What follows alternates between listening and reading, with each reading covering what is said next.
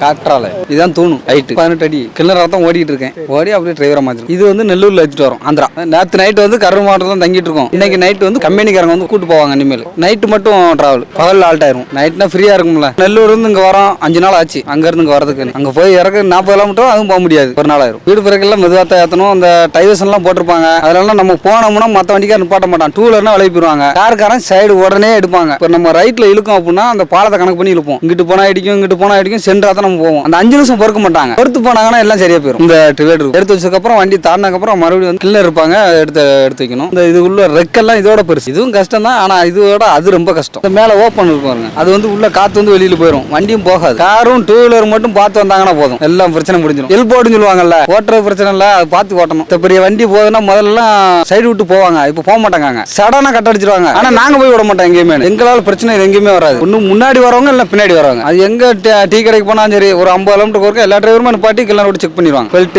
Tyre எல்லாமே check பண்ண தெரியாம நடந்தா நடந்தது.